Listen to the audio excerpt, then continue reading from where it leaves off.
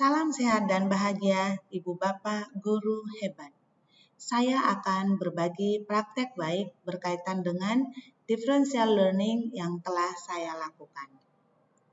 Seperti yang telah kita ketahui, bahwa pembelajaran berdiferensiasi merupakan pembelajaran yang mengakomodir kebutuhan belajar peserta didik kita, di mana kita sebagai fasilitator yang dapat memfasilitasi kebutuhan belajar mereka. Setiap peserta didik mempunyai karakteristik yang berbeda, maka perlu dilaksanakan pemetaan kebutuhan belajar berdasarkan 3 aspek berikut, yaitu kesiapan belajar, minat belajar, dan profil belajar. Untuk menerapkan pembelajaran berdiferensiasi, terdapat 3 strategi. Yang pertama, konten. Menentukan jenis informasi yang harus disiapkan. Siapa yang perlu diberikan bahan belajar yang sifatnya foundational dan transformatif. Bahan ajar yang diberikan yaitu yang mengembangkan ide seperti memberikan tantangan, pertanyaan pemandu, yang membantu mengembangkan pemahaman dan memperluas ide secara mendalam. Kesiapan peserta didik dari sisi belajar secara abstrak atau berpikir secara konkret. Kedua, proses. Merupakan cara memahami, memaknai informasi atau materi yang akan dipelajari dan dapat diberikan dengan berbagai cara, yaitu kegiatan berjenjang dengan berbagai tingkat dukungan dan tantangan atau kompleksitas yang berbeda sesuai dengan pemetaan dari hasil tes diagnostik. Pertanyaan pemandu atau tantangan yang mendorong peserta didik untuk mengeksplorasi yang menarik minat mereka. Mengembangkan kegiatan bervariasi yang mengakomodir beragam gaya belajar, seperti visual, auditori, dan kinestetik. Dan yang terakhir, pengelompokan yang fleksibel sesuai dengan kesiapan, kemampuan, dan minat. Strategi yang ketiga, produk. Merupakan hasil pekerjaan peserta didik kita, dapat berupa tulisan, PowerPoint, rekaman, pidato, dan lain-lain. Produk harus mencerminkan pemahaman peserta didik dan pencapaian tujuan pembelajaran yang diharapkan. Diferensiasi produk meliputi 2 hal, yaitu memberikan tantangan dan keragaman, serta memberikan pilihan untuk mengekspresikan pembelajaran yang diinginkan peserta didik kita. Ada beberapa tahapan pembelajaran berdiferensiasi. Yang pertama, menentukan tujuan pembelajaran yang akan dicapai. Kedua, melaksanakan tes diagnostik yang terdiri atas 2 bagian, tes diagnostik kognitif dan non-kognitif. Tes diagnostik kognitif berkaitan dengan materi pembelajaran yang akan kita berikan. Ini dapat kita berikan setiap kita memulai materi pembelajaran yang baru. Sedangkan tes diagnostik non-kognitif berkaitan dengan gaya belajar peserta didik kita. Yang ketiga, mengolah hasil tes diagnostik. Keempat, menentukan strategi pembelajaran yang akan kita lakukan yang meliputi konten, proses, produk. Tidak harus ketiga-tiganya digunakan, bisa salah satu dari ketiganya. Berikutnya, mempersiapkan metode, model, dan media yang beragam sesuai dengan pemetaan dari hasil tes diagnostik. Keenam, membuat modul ajar berdiferensiasi. Ketujuh, melaksanakan pembelajaran berdiferensiasi. Dan yang terakhir, melaksanakan refleksi, evaluasi, dan rencana tindak lanjut untuk perbaikan pembelajaran berdiferensiasi berikutnya. Berikut pembelajaran berdiferensiasi yang dilakukan oleh Bu Kurnia, salah satu guru SMP Tara Kanita 4. Materinya, sistem ekspresi materi. Di awal pembelajaran, kita menyampaikan rambu-rambu yang harus diikuti oleh guru.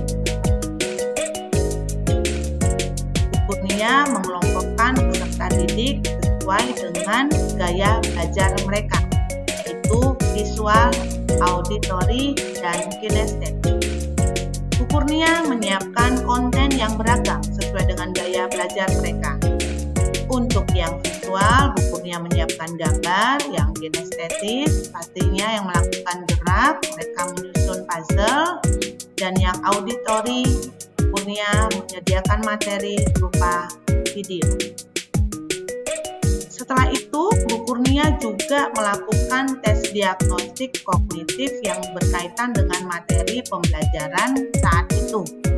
Dari hasil itu didapat ada 3 pengelompokan, low, middle, high. Masing-masing 2 kelompok, yang low 2, yang middle 2, dan yang high 2. Aktivitasnya juga berbeda, kompleksitasnya juga berbeda. Soal yang mereka kerjakan pastinya berbeda, dengan tujuan pembelajaran yang sama. Setelah itu, mereka diberikan penugasan untuk menghasilkan produk. Di sini Bu Kurnia cukup lengkap. Jadi, diferensiasi konten, proses, dan produk. Pada pertemuan berikutnya, setelah peserta didik melakukan diskusi, beraktivitas, dan tanya jawab bersama teman-teman mereka, mereka menyampaikan dari hasil pekerjaan mereka. Mereka melakukan presentasi untuk yang low,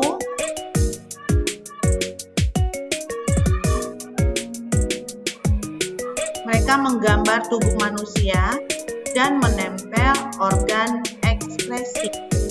Sedangkan yang middle, infografis digital. Dan yang high, mereka mengerjakan sistem ekspresi. Jadi organ yang namanya organ. Nah, di sini kami menempel beberapa gambar dari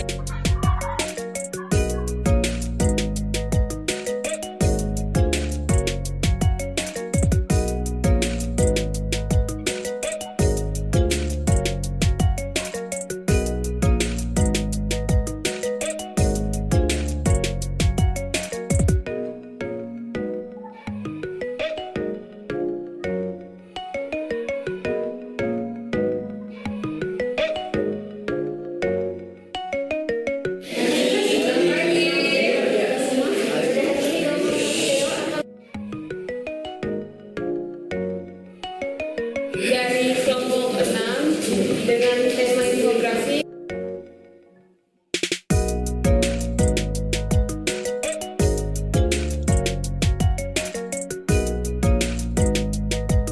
Dalam kegiatan pembelajaran ini juga Bu Kurnia melakukan formative assessment. Formative assessment ini dapat kita lakukan selama proses pembelajaran, bisa berupa observasi, checklist, atau pertanyaan untuk mendapatkan feedback. Berikutnya video pembelajaran dari saya sekaligus proses pembelajaran kurikulum merdeka. Diawali dengan sapaan, berdoa, dan cek kehadiran peserta didik. Lalu cek emosi peserta didik, kita pastikan peserta didik kita kondisinya, kehadirannya, mereka hadir berutuh dalam pembelajaran kita. Lalu kita memberikan motivasi agar peserta didik kita semangat mengikuti pembelajaran.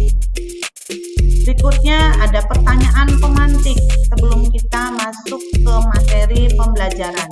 Di sini peserta didik diberikan kebebasan memberikan jawaban mereka sesuai dengan pertanyaan pemantik yang disampaikan oleh guru.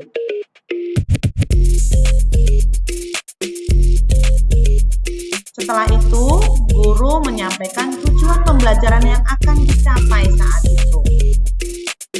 Lalu, saya melaksanakan differential learning berdasarkan gaya belajar peserta didik. Ini kelas 7 kompeten, kelas 7. Mereka memiliki 3 gaya belajar. Yang visual itu ada 15 peserta didik, saya bagi 3 kelompok. Lalu yang auditori ada 7 orang, saya bagi 2 kelompok. Dan yang kinestetis ada 10 orang, saya bagi 2 kelompok. Dengan saya berikan materi dan kegiatan yang berbeda. Untuk kinestetis pastinya mereka bergerak, mereka menyusun kata, kalimat, mereka secara aktif bekerja sama. Lalu untuk yang auditory mereka menyaksikan video, dan yang visual mereka melihat PowerPoint yang sudah saya siapkan. Selama proses pembelajaran saya juga melakukan formative assessment. Ini dilakukan sepanjang pembelajaran. Bisa juga penilaian individu dan penilaian antar teman, baik secara individu maupun kelompok. Lalu melakukan presentasi sederhana dari proses pembelajaran tadi. Setelah itu, untuk mendapatkan feedback dari peserta didik, bagian dari formative assessment, saya juga memberikan kuis berupa Kahoot. Setelah selesai, dilanjutkan dengan mengambil kesimpulan bersama. Jadi kesimpulan bukan dari guru yang menyimpulkan, tapi dari peserta didik. Setelah itu diakhiri dengan refleksi, medianya bisa apa saja, bisa dengan post-it. Di sini saya menggunakan Mentimeter. Dan terakhir, pastinya memberikan apresiasi kepada seluruh peserta didik yang aktif mengikuti pembelajaran. Itu ditutup dengan doa. Do your best and God will do the rest. Demikianlah berbagi praktek baik berkaitan dengan pembelajaran berdiferensiasi yang telah dilaksanakan di sekolah kami di SMP Tarakanita 4. Banyak sekali manfaatnya. Anak-anak semakin termotivasi, semakin percaya diri karena mereka bisa mengerjakan aktivitas, memahami materi sesuai dengan kemampuan mereka.